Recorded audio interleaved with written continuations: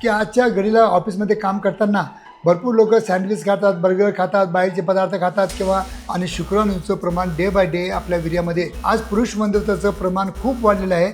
माझ्याकडे 10पैकी 5 पेशंट आज माझ्याकडं. बऱ्याच लोकांना ऑलिगोस्पर्मिया असतो, म्हणजे शुक्रजंतूची संख्या कमी असते. तितकं तुमच्या शरीरामध्ये टेस्टोस्टेरॉन लेवल नॉर्मल राहील आणि टेस्टोस्टेरॉन नॉर्मल लेवल असेल आयुष्यामध्ये आत्मसात केल्या तर मला वाटतं की मेल इन्फर्टिलिटी दूर करण्यासाठी असं जास्त आणि जास्त करून बसून आणि ऊन न लागता म्हणजे ऑफिसमध्ये जास्त काम केल्यामुळं तर माझ्या क्लिनिकमधून प्रत्येकाला मी आरजी फ्लो देतो, जेणेकरून तिथल्या रक्तवाहिन्या चांगल्या फुगल्या पाहिजे.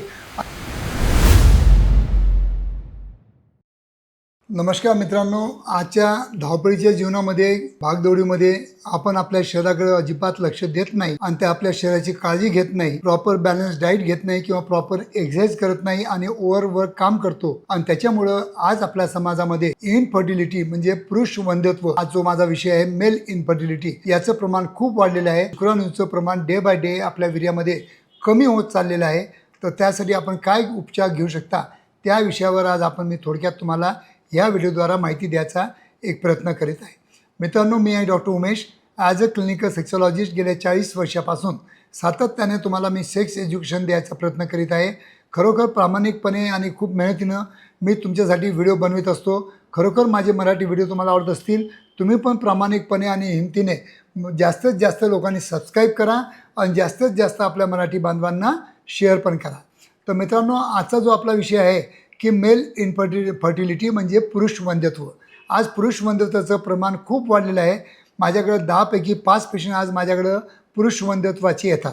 त्याचं मेन कारण म्हणजे त्यांचं डाईट प्रॉपर म्हणजे वेळेवर किंवा बॅलन्स डाईट नसतं, एक्झरसाईजचा अभाव असतो, जास्त ओव्हरलोड असतात, वर्क काम करतात. आय टीची मुलं भरपूर मेंटल एक्झॉशन असतं, मेंटली काम करतात. तर असं जास्त आणि जास्त करून बसून आणि ऊन न लागता म्हणजे ऑफिसमध्ये जास्त काम केल्यामुळं व्हिटॅमिन D3 डेफिशियन्सी किंवा B12 डेफिशियन्सीचं प्रमाण खूप जास्त वाढलेलं आहे. आज जर तुम्ही 100पैकी जर बघितलं तर व्हिटॅमिन B12 आणि D3 हे मी म्हणतो तुम्हाला 90% लोकांमध्ये डिफिशियन्सीच असणार.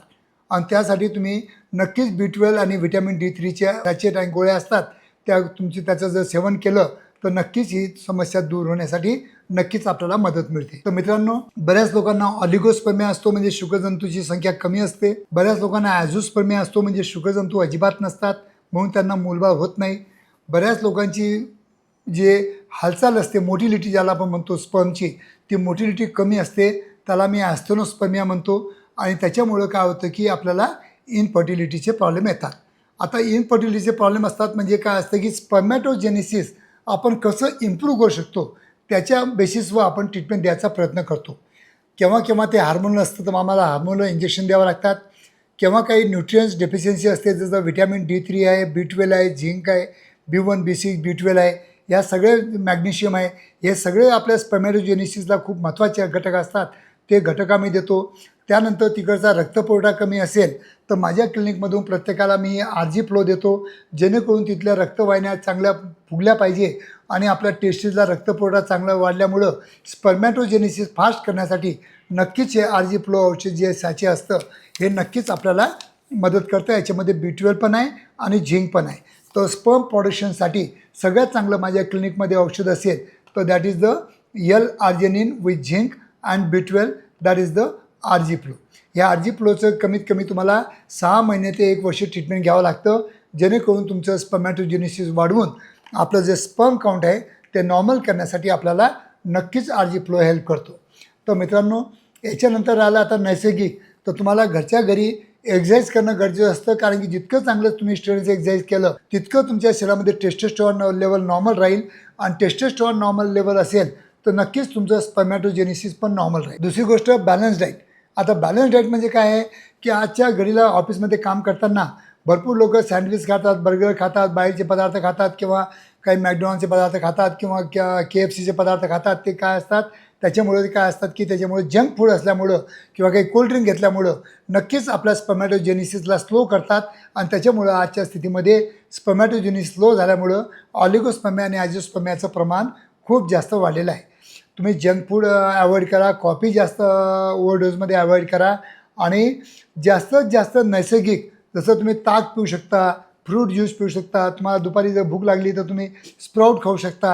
ह्या जर गोष्टी तुम्ही जर तुमच्या आयुष्यामध्ये आत्मसात केल्या तर मला वाटतं की मेल इन्फर्टिलिटी दूर करण्यासाठी नक्कीच याची तुम्हाला मदत होऊ शकते. तर मित्रांनो, आजच्या स्थितीमध्ये इन्फर्टिलिटीचं प्रमाण खूप वाढलेलं आहे. काळजी घ्या, कारण की जंक फूड आणि जे बाहेरचे पदार्थ जे केमिकलयुक्त असतात किंवा कलरयुक्त असतात ते टाळा. जास्तीत जास्त घरचं जेवण, पौष्टिक जेवण घ्या आणि एक्झरसाईजला महत्त्व द्या. आणि सोबत RG फ्लो नावाचं औषध नक्कीच घ्या, जेणेकरून तुम्हाला 6 महिन्यामध्ये स्पर्मॅटोजेनेसिस वाढून ऑलिगोस्पर्मिया, अँजिओस्पर्मियाचे ट्रीटमेंट करण्यासाठी नक्कीच मदत करू शकतो. धन्यवाद मित्रांनो.